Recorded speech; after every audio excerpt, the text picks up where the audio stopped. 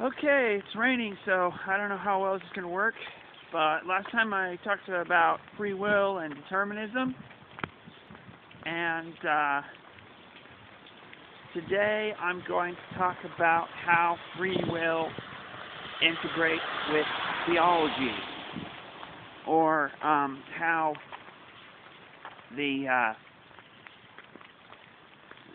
or at least with some theological objections to free will. Now, basically, a lot of people will say something like the following. They say that, assuming that there is, a God who is omnipotent and omniscient, that, they claim, excludes the possibility of any other power in the universe existing, and that excludes the possibility of free will. Because if the decision is made by you, then it's not made by God, therefore there can be no free will. This is called divine determinism, and it's a position mainly held by Calvinists.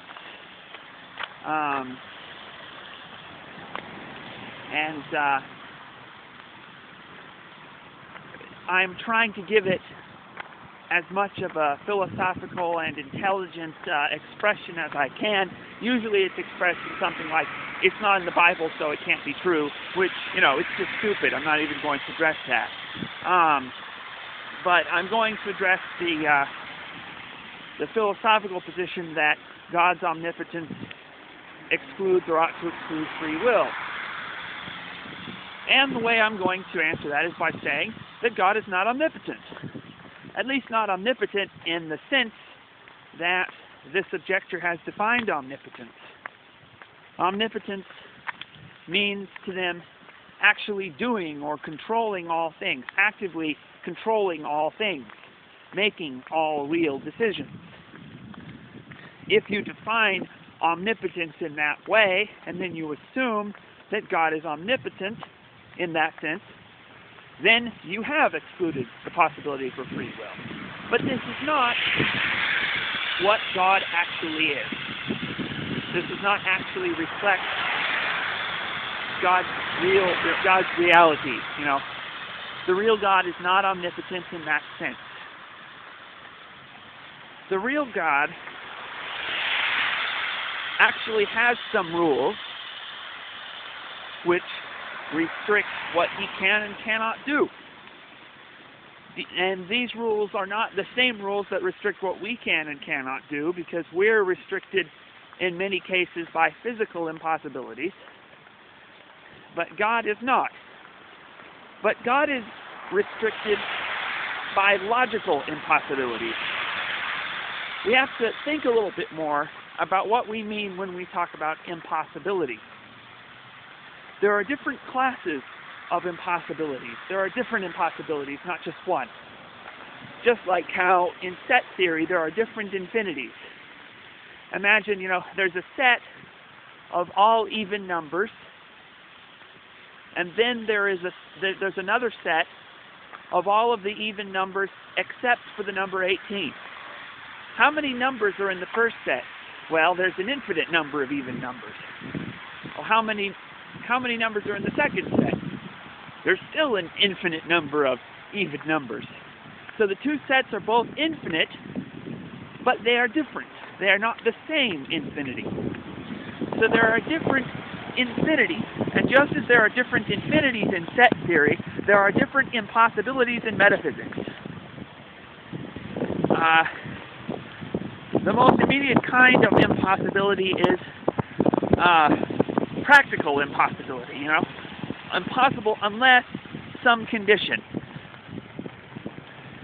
Like, it's impossible for me to go on a cruise tomorrow unless I suddenly win $1 million. Okay?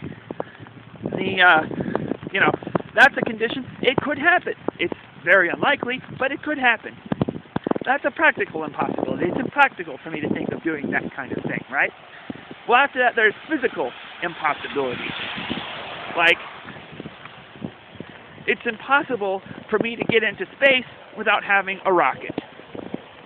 Okay? That's physical impossibility. The laws of physics prevent the thing from happening. Okay?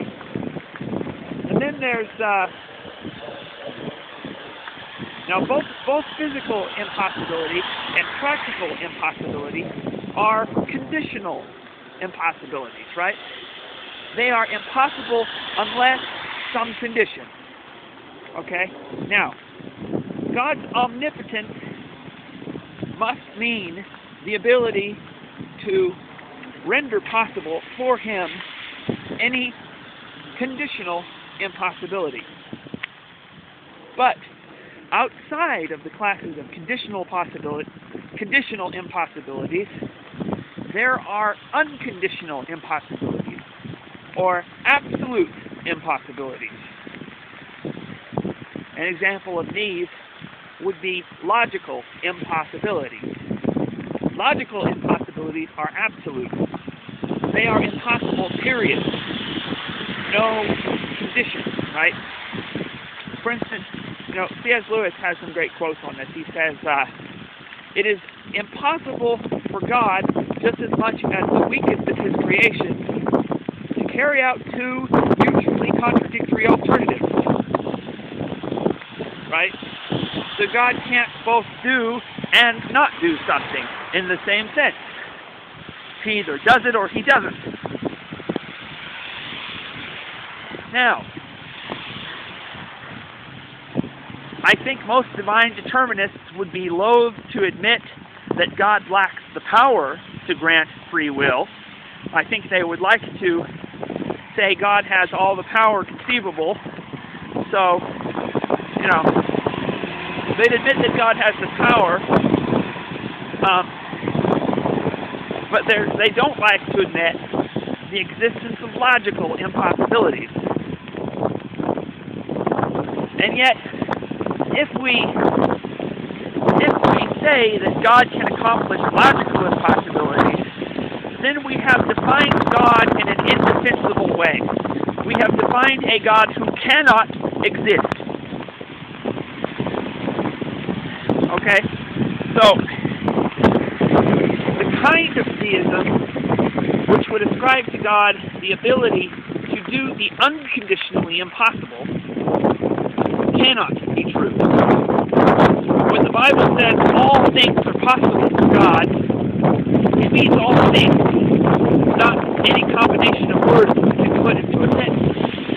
It means all real things, all intrinsically possible. It doesn't mean that nonsense can become sense simply by adding the two words God can in front of it. God can't blah, blah, blah, blah, right? That is that's just a bunch of syllables thrown together, right? It doesn't have meaning. God has to be able to do something.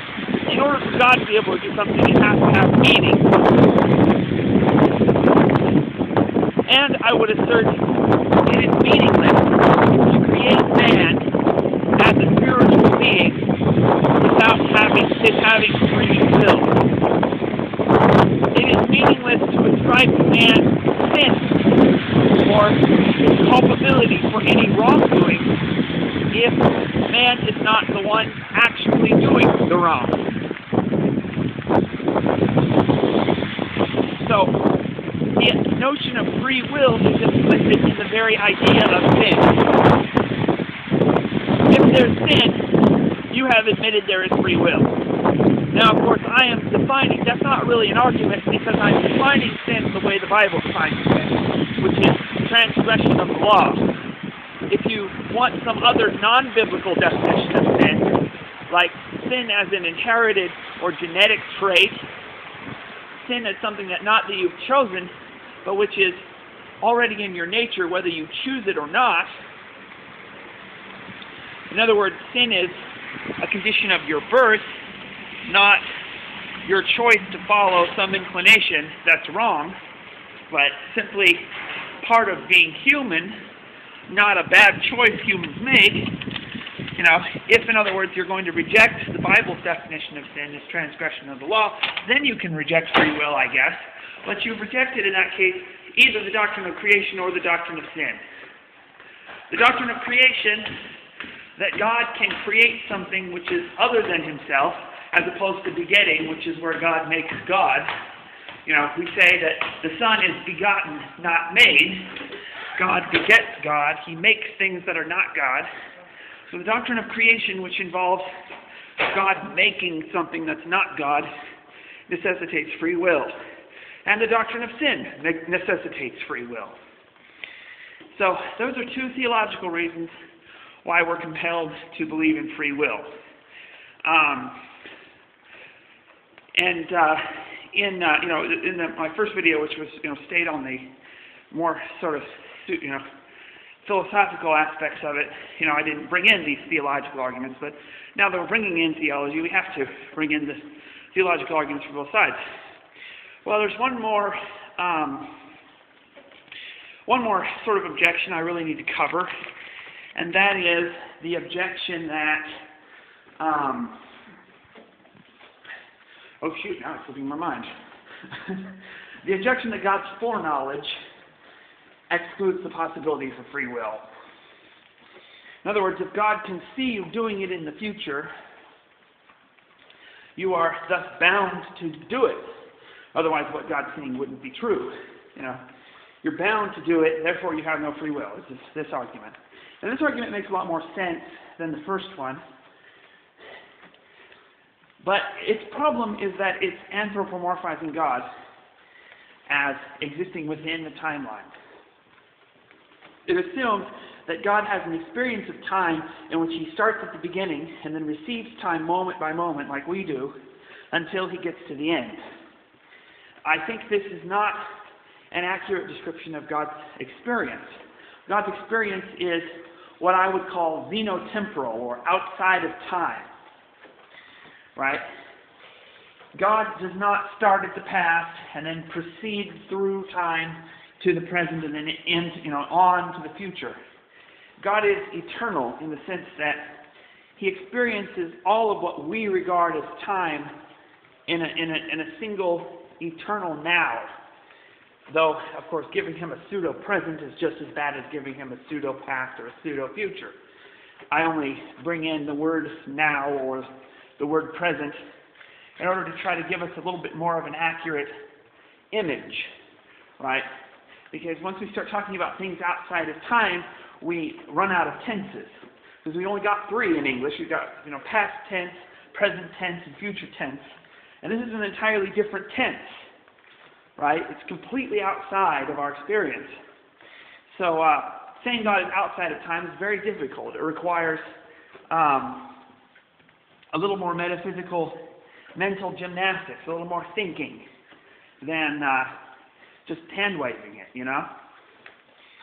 So because God does not see our actions in his future, only our choices, only our actual decisions to actually do the things makes the thing that he knows real. So the only way for him to know it is for us to actually choose it.